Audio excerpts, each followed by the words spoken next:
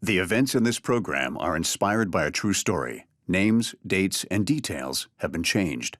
Viewer discretion is advised. On this episode of Bizarre Murders, when a beloved matriarch disappears without a trace. Why would she leave her car here? Her family thinks something terrible has happened. But when investigators find no evidence of foul play, this could be the answer. Her brother turns to an unconventional source for help. Will the gift of second sight lead to a revelation or bitter disappointment?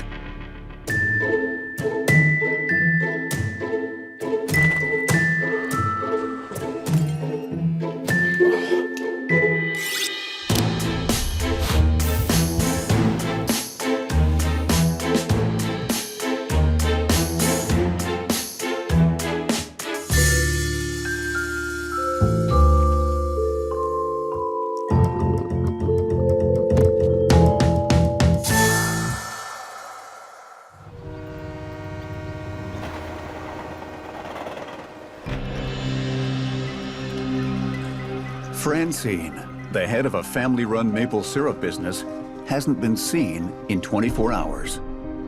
Her car has been found abandoned, but no sign of Francine. The last anyone heard, she was drinking and playing the slots at the Palais de Folie. Off to the casino, huh? Oh, why would she leave her car here? She'd probably had a few and called a boyfriend to pick her up before getting on the highway. It's happened before. I'll drive it back to my place. Merci, Inspector.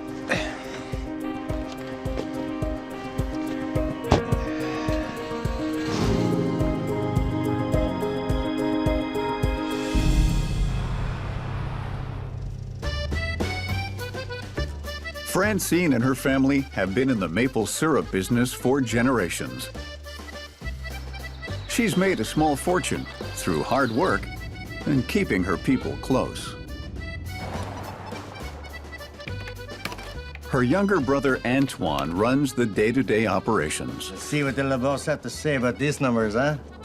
And keeps the peace with local rivals and politicians. Don't forget your syrup. Don't put it all on one set of pancakes, eh? Yes.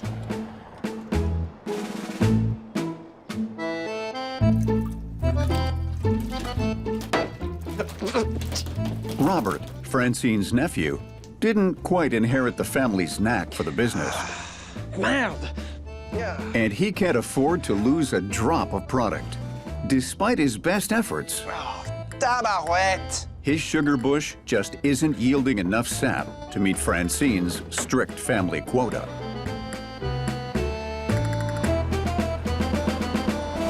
Come on! What was that, huh? You can't even skate!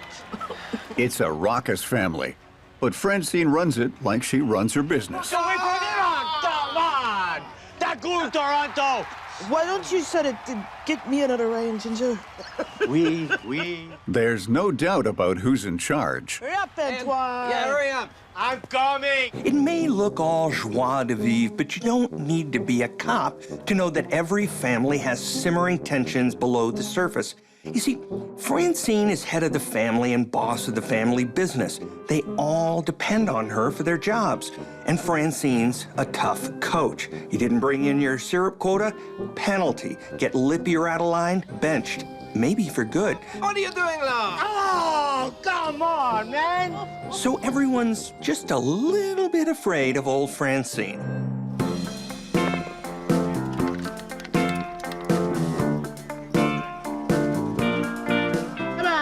Francine works hard, but she plays just as hard. Merde calice! She's famous for having a good time. Her week-long benders are legendary. A blur of rye, men, Any luck? and money.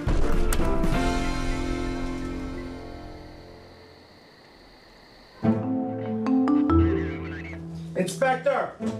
Inspector! Francine has now been gone for 3 days, and her brother Antoine thinks something's wrong. You know Francine, huh? My sister... The night her car was found, she was supposed to meet him for some poutine and business talk. I wait there for hours, she not show up. I've been calling her for 3 days now.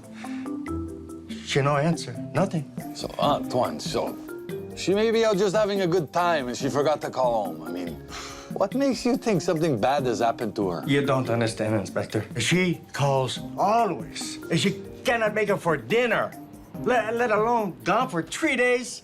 Not so much as hello, I'm safe. Antoine, you know your sister. She has the reputation. She likes to party a lot. Oui. She doesn't come home sometimes. We all know that. Look, sooner or later, she'll come to her senses and she'll come home. Antoine, if I hear anything, I'll call you. All right? So here we have a lady who really knows how to sin and who's gone MIA before. The thing is, if you're a grown-up, it isn't against the law to drop out of sight and get your family all worried. Most of the time, nothing has even gone down.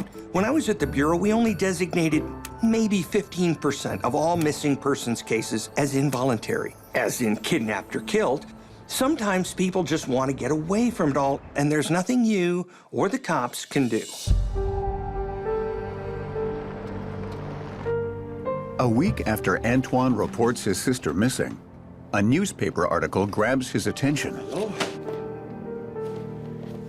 This could be the answer. A bank teller in Montreal named Alice recently led police to a missing child she'd seen on TV. She claims she can tune into someone's whereabouts if she sees a picture of them. But not everyone in Francine's family is as enthusiastic as Antoine. Psychics are full of merde. What do we have to lose, eh? She found that boy, we?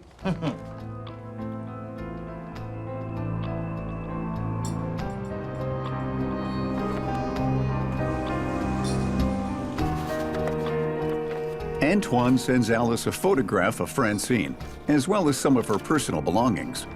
Using these items, Alice tunes into Francine. Hey, babe. Hey, babe. How's it going? She comes out of her trance with a cryptic message. This is Alice. Do the letters CRK mean anything to you? God, Liz, those are the letters on Francine's license plate. How did you know that? I got a vision. I think I can help you find her. Have a good day. Antoine is so impressed with Alice's vision, he buys her a bus ticket to Laurierville.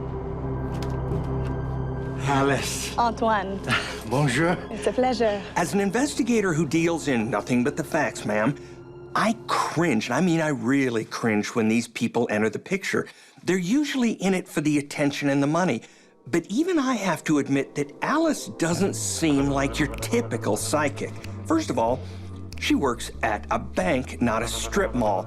No crystal balls, no flowing robes, no 1-800 number, and oh yeah, she doesn't charge for her services. Like I said, she's not your typical psychic. And if it gives you hope, why not? Just beware. Having no luck when they went to where Francine's car was found, Alice's next stop is Robert's Sugar Shack.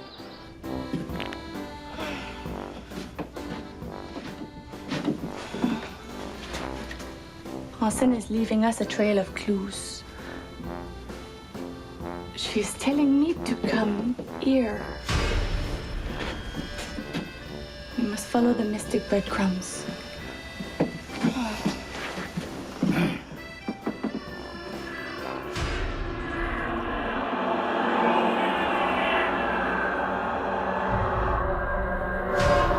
Oh! I've been it!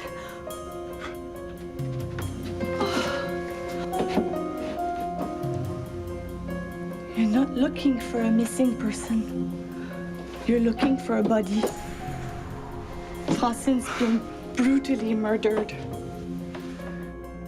It's an impressive performance, but it's not a surprise because that's what psychics do. They ham it up and explain away anything they're wrong about by saying their insights are open to interpretation. Alice could be making a calculated guess about what happened to Francine. It's what we call cold reading your audience, and it can be pretty convincing. But guesswork or not, the fact is, Francine's still missing and the family needs answers. And you gotta wonder, is Alice taking them all for a ride, a cruel ride, or could this psychic actually be on the right path? With no evidence of foul play in Francine's disappearance, the police say their hands are tied. But armed with Alice's shocking psychic vision, Antoine tries once again to convince them to investigate. Look, without any evidence, my hands are tied. There may not be any hard evidence, but Alice's visions point to something bad happening. I saw it clear as day, Inspecteur. Someone has blood on their hands. Uh-huh. These are those magic visions, right? Okay. It makes sense, Inspector. That explains why Francine never came home that night. So does a few Ryan Gingers. Maybe it was a competitor. You know, Francine has been feuding with that no-good idiot Leblanc over his price fixing.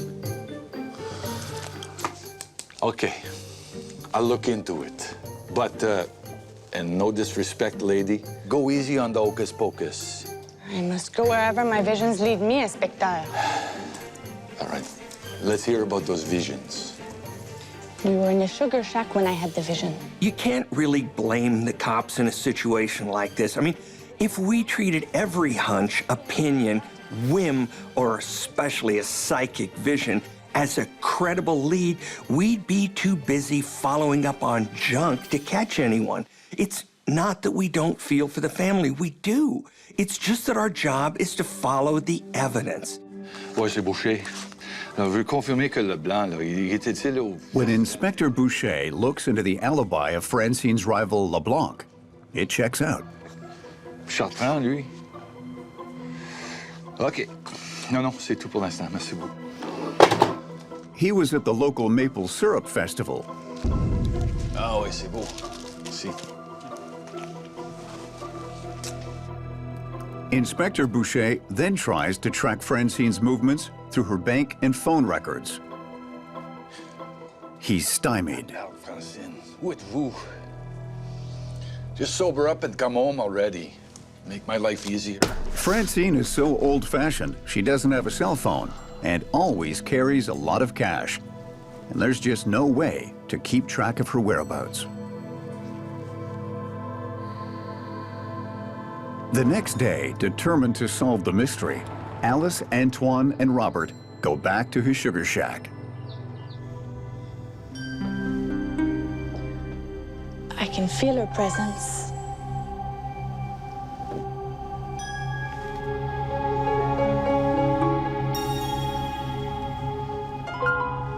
Is this new? I spilled some syrup the other day. I cleaned it up. It happens all the time.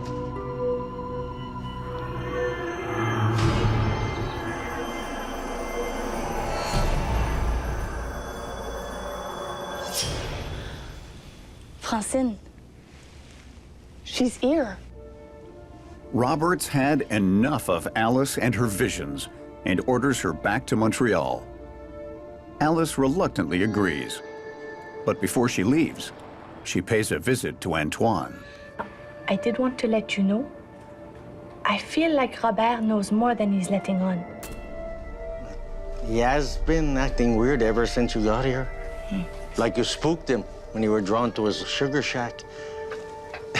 You don't think Robert had anything to... Just keep an eye on him. Oui. So Psychic Alice has been sent packing like a crystal ball rubbing busybody, and still no one knows if Francine's fallen victim to anything more serious than a bad hangover. Robert. But Antoine needs to believe that Alice's visions could actually reveal the truth about Francine. She's his only hope. But as they say, hope for the best, plan for the worst.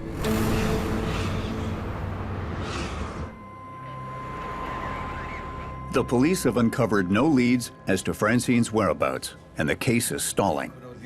But Francine's brother Antoine refuses to give up. The police finally have to admit that she's been gone too long to simply be on a boozing binge. Pull together. You had to drop Le Puck into the game for real. Now, Inspector, something terrible has happened to Francine. Huh? I can feel it. Why would she just take off and let her business go down the tube, huh? Yeah, don't make no sense. Antoine fills the inspector in on Alice's suspicions about Robert and his own.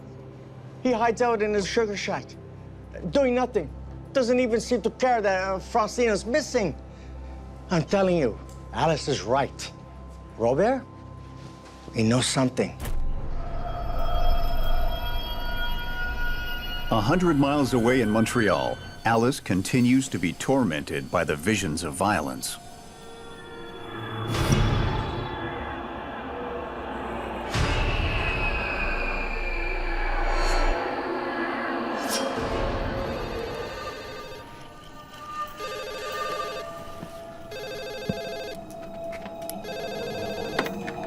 Oui, hello?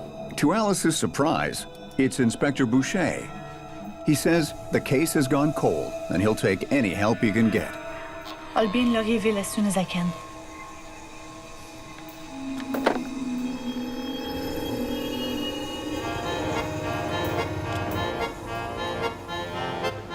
You have to take me seriously. When I Back in Laurierville, things immediately get heated between Alice and Robert. somebody important in your life. What is she even doing here? Caliste Sacrament.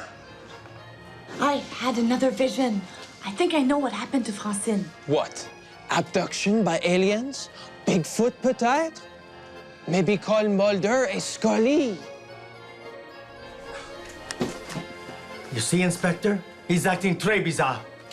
All right, look, if you want, I'll ask Robert to take a polygraph test. But you'll have to take one too. Ben oui. Inspector, I think I know what happened. All in good time, madame. Roll your eyes if you want, but even if we think they're full of, merde, psychics can serve a purpose.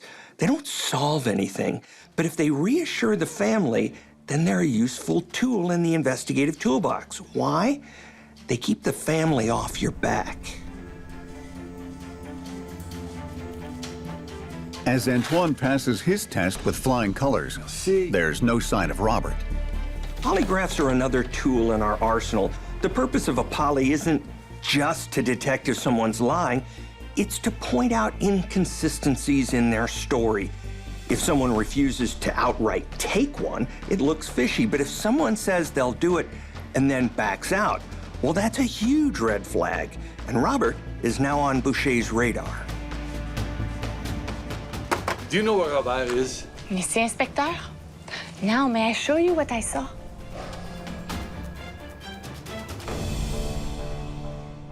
That is where you will find Francine's body. That is the lightning tree. It's a few miles up the road. It was struck by lightning at 95. Alice's drawing is of a place only locals would know about. Even Inspector Boucher has to admit that Alice's latest vision is worth checking out. Alice hasn't quite won over the skeptical investigator, but she's got his attention. More importantly for Boucher, Robert's just shined a light on himself by blowing off a lie detector test. So Boucher comes up with a plan. If he plays Alice and Robert off against each other, maybe Robert will reveal what, if anything, he knows about Francine's disappearance. You were supposed to be at the polygraph. You never showed up. When the inspector questions Robert about why he skipped the polygraph, I forgot. I'm sorry. Can I reschedule? I have things to do today, but perhaps later the week, tomorrow. I'll tell you what. Why don't I drive you to the station right now?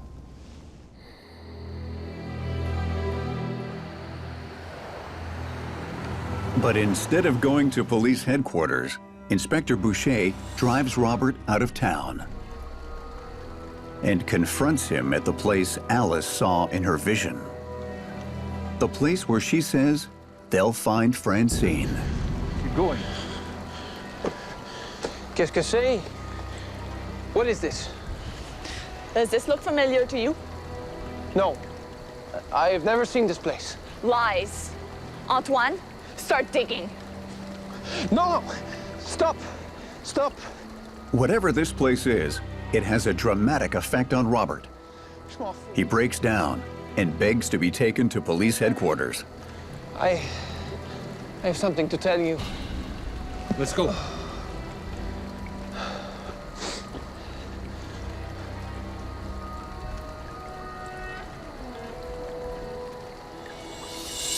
Robert, back there you said you had something to say. So why don't you start talking?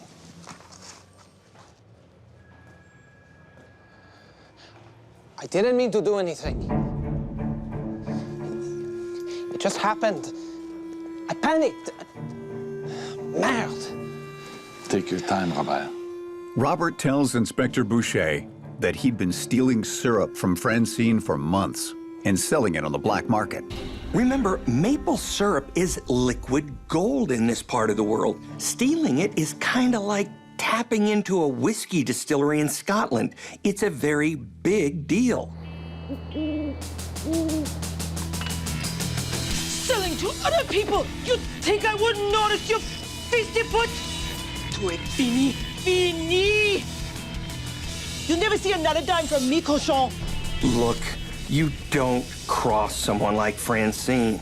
Besides the money, she's gonna banish Robert from the family forever. She'll take everything from him and leave him alone in the gutter, a total disgrace. That'd make anyone snap. Yeah!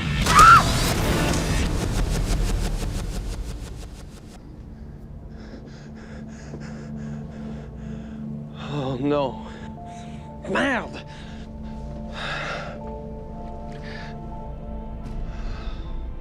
After killing Francine, Robert realized he had to come up with a believable story to explain her disappearance. With Francine's body hidden away, he drives her car to a spot where he knows the police will find it and places himself there to deflect suspicion. Robert didn't intend to murder Francine. It's what we call an impulse kill. But those are not random. There's intense passion, a buildup of anger or jealousy that explodes when someone's reached their limit. And Robert had clearly reached his. I thought you'd never suspect. Robert thought he bought himself some time when the police assumed Francine was at the casino, where she spends most Friday nights. But then, that witch shows up.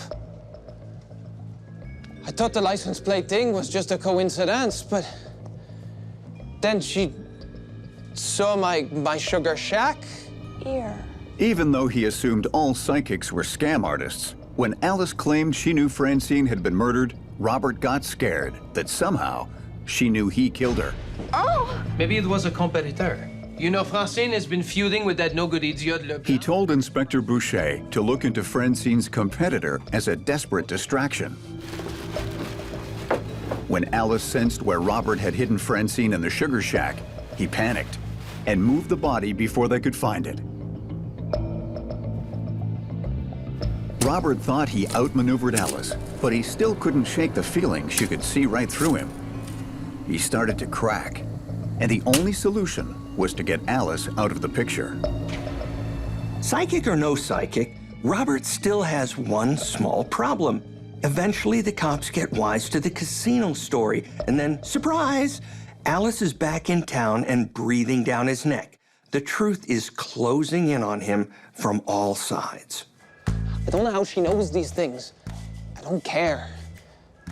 Just keep her away from me. Okay, Robert. You're under arrest. Stand up, please. His plan was to take over Francine's sugar bush until it became clear Francine wouldn't be coming back. Eventually, she'd be declared legally dead, and he'd stand to inherit it and part of the family fortune. I've heard a lot of confessions, but this one's in a class of its own. Most people fess up because they know you've got enough evidence to put them away, and they want to cop a plea deal. Robert, on the other hand, gives it up because he's scared witless, not of cops, but of a psychic. Oh, that's beautiful. Even Alice didn't see that one coming. Francine's body is recovered near the lightning tree, exactly where Alice said it would be. Am I going to win? Au revoir, inspecteur. Alice goes back to Montreal, her first murder case wrapped up.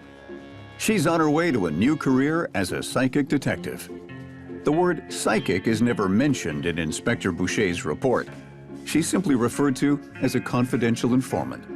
But her involvement helps put Robert away for 30 years. How did she know? How did she know? Not something you hear about every day, is it? A psychic tipping the scales in a murder investigation. Cops and clairvoyants, yeah, strange bedfellows. And don't get me wrong, we do not make a habit of reading tea leaves. But sometimes, just sometimes, you catch a break in a case that's so out of left field, you wonder if there's something more to police work than gathering hard evidence. I mean, we investigators follow our instincts all the time. Is that so different from what a psychic like Alice does? We sweat our suspects, and Alice certainly put a cold sweat on Robert. He just couldn't take it anymore. You might say he got tapped out. I can't explain how she did it. I deal with the law of the land, not the laws of the universe. But whether you're a believer or a skeptic, one thing's for sure, justice will catch up to you, one way or another.